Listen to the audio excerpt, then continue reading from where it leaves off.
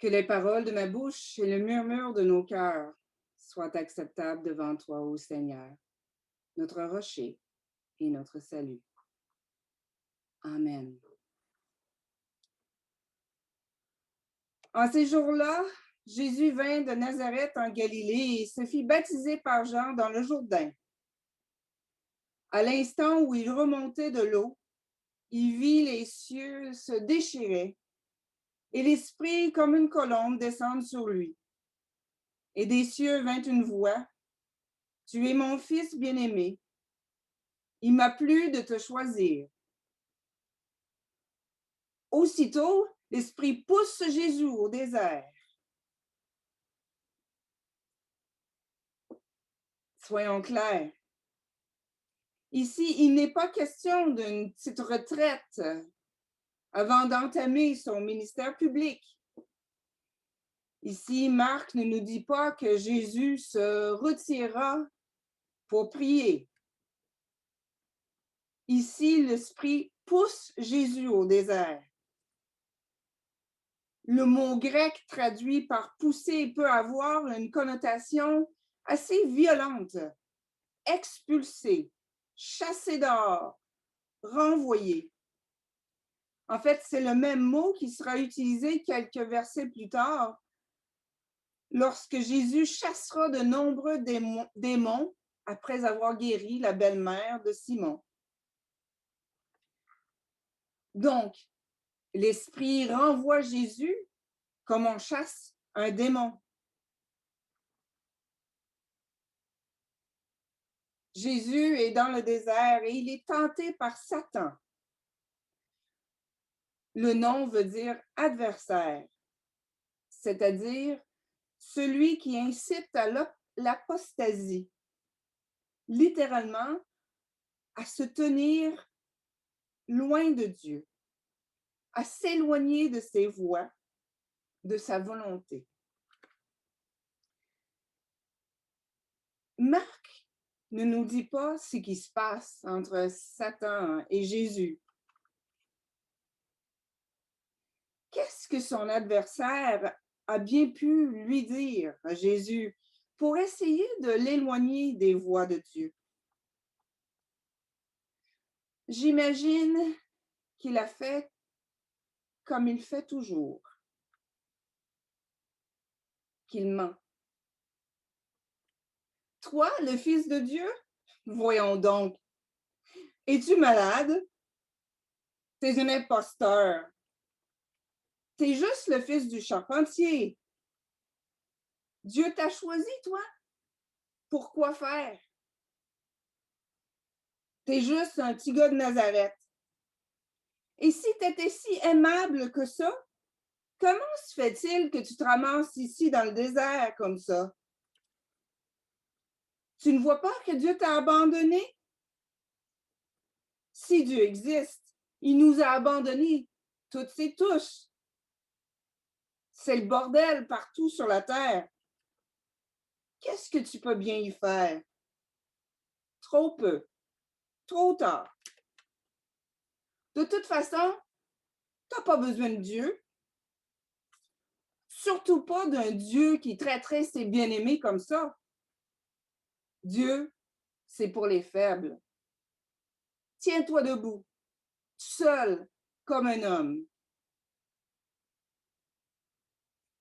Oui, je crois que Jésus, vrai homme, a été vraiment tenté par Satan, comme tous les êtres humains, comme vous et moi, n'est-ce pas?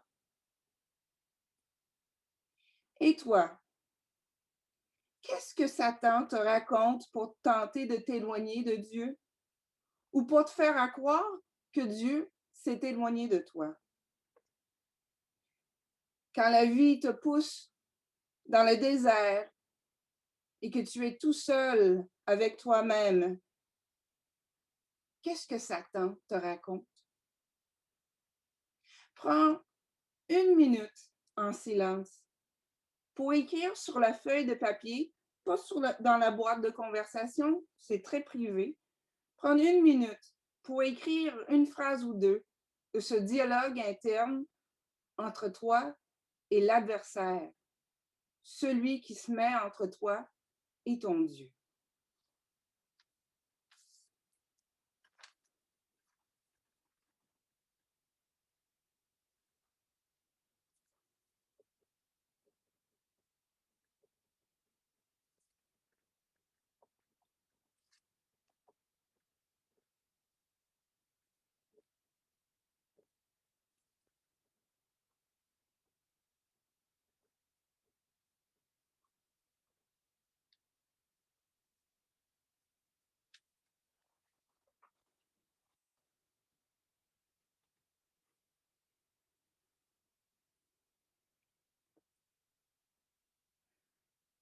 Jésus, comme tous les humains, a été tenté par Satan. Mais n'oublions pas que tous les humains peuvent vaincre Satan comme Jésus l'a fait, c'est-à-dire avec les anges qui sont à ses côtés.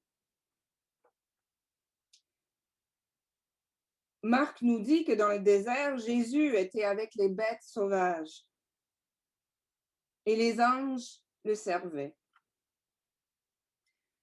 Les anges, ce sont les messagers de Dieu. On ne sait pas comment ces anges servaient Jésus, mais on peut imaginer qu'ils étaient là pour offrir à Jésus un autre témoignage, un autre message. Je les imagine en train de dire à Jésus que Satan, c'est un menteur, qu'il ne faut pas le croire. C'est la voix venue du ciel, le royaume de Dieu. C'est cette voix qui dit vrai. Tu es mon fils bien-aimé. Il m'a plu de te choisir. Les anges ont servi Jésus dans le désert comme on sert aux tables, pour le nourrir, pour le sustenter, pour pouvoir pourvoir à ses besoins. Les anges ont servi Jésus pour qu'il apprivoise les bêtes sauvages qui rôdaient autour. Pour que Jésus sorte du désert et débute son ministère public, fort de leur témoignage et de son expérience spirituelle personnelle. Malgré les apparences, Satan n'a pas le gros bout du bâton. Les anges personnalisent cette force intérieure qui conduira Jésus tout au long de sa vie. C'est cette force intérieure qui fera en sorte que le petit gars de Nazareth enseigne avec une telle autorité que les gens sont prêts à tout abandonner pour le suivre. C'est assurément cette force intérieure qui lui donnera la persévérance et la résilience qu'il faut pour continuer à nourrir et à guérir les foules, même si on peut soupçonner que parfois, Jésus a été envahi par le sentiment d'être dépassé, de ne pas pouvoir répondre à tous ses besoins. C'est cette force intérieure qui lui permettra de faire face à toutes les accusations qui peseront contre lui et d'en sortir vainqueur de tout, même de la mort. Et tout commence à son baptême. En ces jours-là, Jésus est venu de Nazareth en Galilée et s'est fait baptiser par Jean. Il est remonté de la rivière et le même esprit créateur qui planait sur la surface de l'abîme au commencement de tout est descendu sur lui comme une colombe. C'est par une colombe que Noé a su que les eaux du déluge s'étaient retirées de la terre.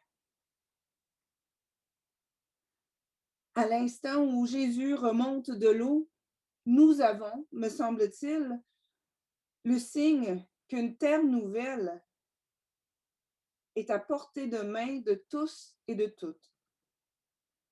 Car les promesses de Dieu sont pour tous les vivants.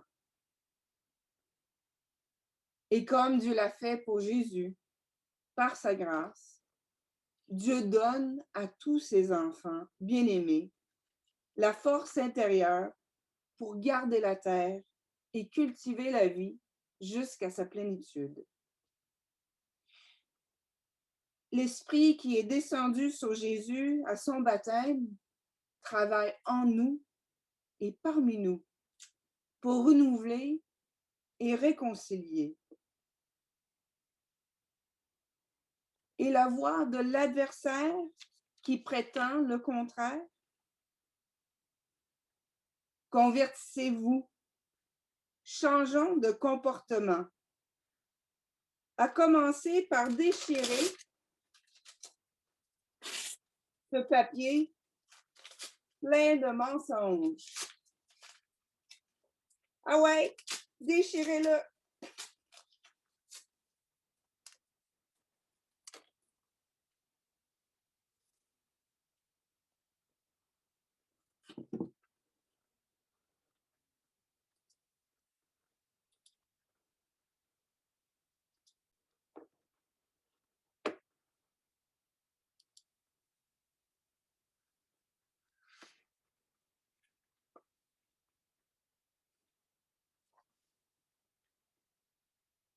Frères et sœurs, croyez à la bonne nouvelle. Tu es mon enfant bien-aimé. Il m'a plu de te choisir. Le règne des cieux, des dieux, s'est approché. Vas-y, t'es capable. Amen.